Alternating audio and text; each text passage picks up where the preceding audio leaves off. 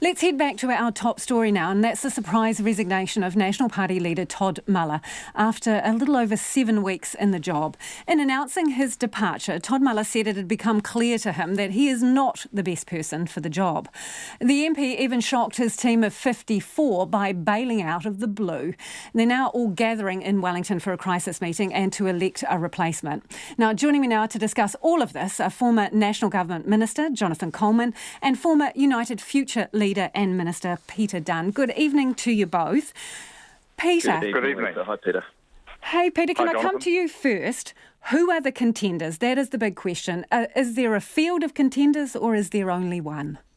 Well, there's always a field to start with, and it narrows down. I think the names in the mix are Collins, Bridges possibly, Adams possibly, Nikki Kay and Mark Mitchell.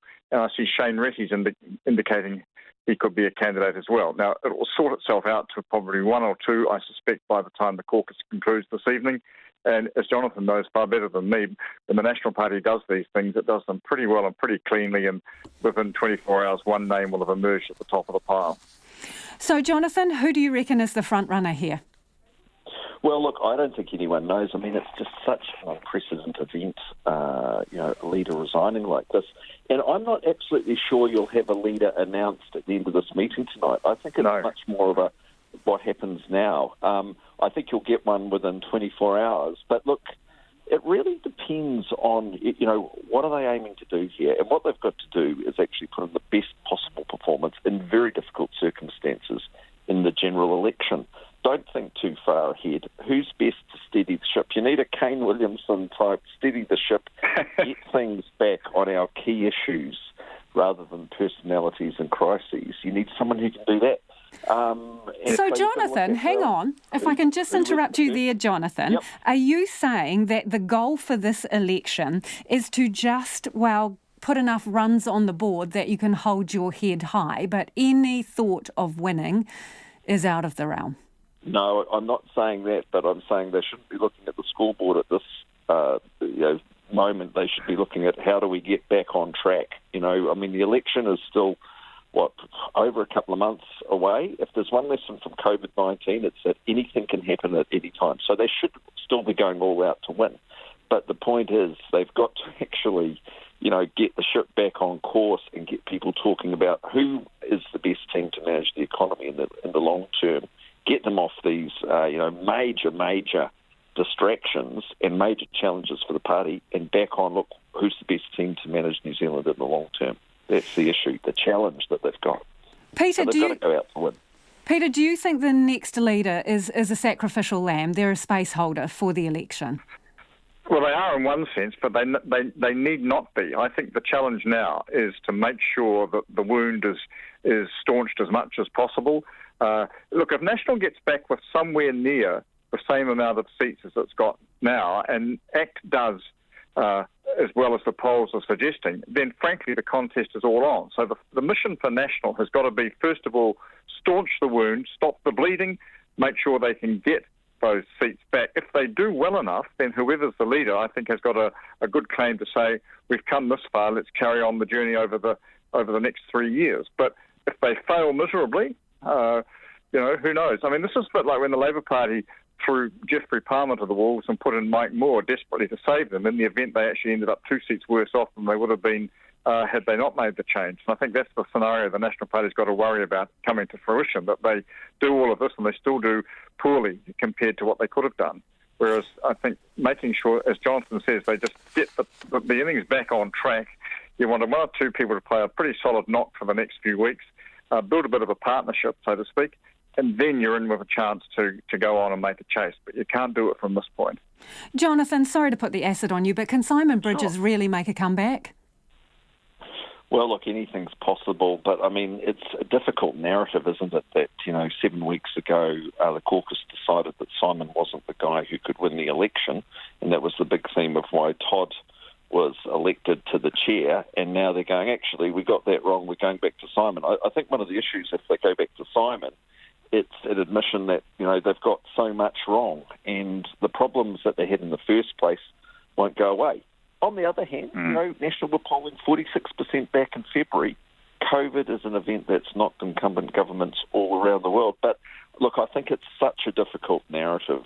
I think what would happen would be the voters would go, oh, look, clearly these guys are too disorganised. They had one leader, they chopped him. The next guy lasted 7 weeks. They've gone back to the other guy. Look, I think we'll sit this election out. That's the danger for National. So I think they probably need to look to who can actually resonate with the voters to a greater extent and move the narrative on from this, last 2 months of internecine fighting within the party and the caucus. And one of the big issues they've got is who's the personality that can bring everyone together. And that's not going to be easy because you've now got a caucus with left and right-wing factions that's developed in the last 3 years. That was never in the old National Party when John Key and Bill English were running it, and well before that. This is a new phenomenon, and it's not going to be easy bringing those wings together in the long term. I mean, look, one name that hasn't been mentioned, who is universally popular in the party, is Jerry Brownlee, a guy who knows the party inside out. He can take the bullets, commands universal respect, and could be just the sort of guy you need at this moment. But everyone else comes with some baggage and is going to be divisive to some extent. Any of those names that Peter and I have listed there, none of them are clean skins as such. The only one that I think could do a job overall is Brownlee, and some people would be very surprised to hear that. But look, these are such unusual times. You've got to think outside. Well, Brownlee provides a good contrast with Ardern. I mean, Brownlee sort of could well present himself as statesmanlike and calming. He's got the experience, which some may regard as a mixed blessing, but I think on the whole we regard it positively for the Christchurch earthquake recovery. So he can manage a big project. He'd be an interesting choice. I suppose the question would be, people might say, how much gas is in the tank, though?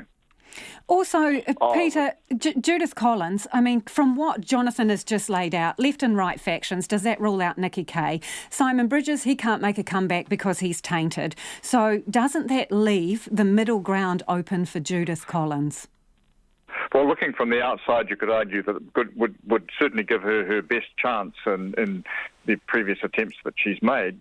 The difficulty I see is that Judith might well win the short-term battle, but she probably wouldn't win the war. And the challenge for National is making sure it's got a stable platform moving forward. And it's going to take a Herculean effort by whoever takes on that top job. Firstly, to calm the ranks. Secondly, to persuade the membership that it's worth getting out there and supporting. And thirdly, to take the electorate with them. And they've only got a few short weeks to do all of those things. You've been a leader of a party. Exactly a person to do that. I mean, she could be. You've got to galvanise your base. You've got to have someone who can handle the curveballs and the tough questions, and she could be that person. I mean, look, Nikki's the deputy. Maybe she'll get there, but the problem, I think, for Nikki is while she's a very valuable asset for National, she only represents, in terms of the ideology, one part of the electorate. And National isn't actually an urban Liberal party. That's a very important constituency, but you need someone in the longer term who can bring people together. And also, she's been part of this Todd Muller coup, so she will have enemies there, unfortunately. So, Jonathan, I mean, Todd Muller's resignation press release, if you like, who said he's mused on things and he's not the best person to be the leader of the opposition, and it's now untenable from a health point of view for him to be there, and that he won't be saying anything else. Really? Yeah. Won't be saying anything else? Donors would have put money in. The billboards have already gone up. Are voters and other people owed more of an explanation? Well, look, I think in time, yes, but I mean, I think everyone's very concerned for his welfare at this point because no one really knows exactly what's going on, but it seems he's suffered some sort of crisis of confidence, and I think people want to give him some space to deal with that. But look, in time, unless he gets out and owns the narrative around this, and people would be perfectly accepting of that, the narrative will end up being written for him. So I don't think it'll be, this week, this month, but you can already see in what's being written. People are assuming he's alluded to a health problem. It seems to be something, a psychological nature, a crisis of confidence. So in time, I think for his own good, he would want to explain that. But at the moment, I think everyone's just sort of concerned for his welfare. People realise this is a very tough game, and to give him and his family some sort of space. But no one knows exactly what's going on. I think it was telling that the Prime Minister and Winston Peters and other non-government figures have all been very respectful of Todd Muller today. I think they appreciate the difficult situation he's in. And I think there's a quiet admiration for the fact that in many senses he's shown a lot of courage in fronting this the way he has and saying, I'm not up to the job for various reasons. I'm not going to pretend otherwise. I'm moving on. I mean, that's a very unusual, but I suspect welcome step in New Zealand politics, and he may have set a trend others may care to contemplate following in years to come. Jonathan, you talked about... I think it's a concern. Yeah, Jonathan, you talked about the fact that there are still divisions, potentially still divisions within the National Party. So what's been the deal with the last couple of weeks with these leaks and then sort of confessions from Hamish Walker and then counter-confession from Mr Woodhouse? Is there a problem with loyalty, discipline, or is there a dirty politics problem here? And does this need a complete clean out? Because you've got a lot of old players in there. Matthew Hooton, Michelle Bogue has obviously exited stage right recently. But is there a need for a clean out, if not just for perception? Well, look, I don't think there's a dirty politics problem, but I do think over time National needs to get some great young new talent in. I mean, there's no question about that. When you have a leadership coup, there's always people who are bruised. There's always people who aren't necessarily going to be loyal to the new leader, and there's always trouble that's made. That happens in any party. And, Todd, because of the way the leadership was taken, hasn't been able to, in the short space of time he's had, bring all these people in behind him. It was always going to be difficult. So I don't think it had been thought through when this move was made that actually you are going to get the insurgents internally, you're going to get the leakers, and that unfortunately is an aspect of politics, per se. But look, I don't think there's a dirty politics problem, but having said that, politics does attract people who like to play internal games, and it happens in every party, rather than focusing on what are we here for. We are here to actually make a contribution to the country. Some people are attracted to the machinations just for the sake of it, but there's no systemic dirty politics problem. Having said that, I think new people broadening the talent pool would be a very healthy thing. Peter, last word to you. Do you think there is a dirty politics problem here? No, I think there's a perception, though, that has to be countered. I think it goes back many years, back to the was it 2014 or even earlier election. But I do think it has to be countered, and I think, unfortunately, the way in which the events last week unfolded, where it seemed to me that Muller was blindsided by a lot of things happening, made it appear as though he was actually covering up for dirty politics. I think that was incorrect, but I can understand how the perception arose.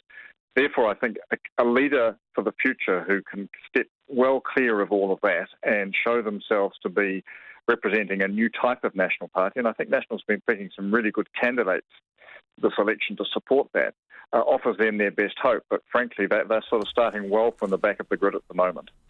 Great to talk to you both. Thank you for joining us. Those are former ministers, both of them, Jonathan Coleman for the National Party and United Future leader and Minister Peter Dunne.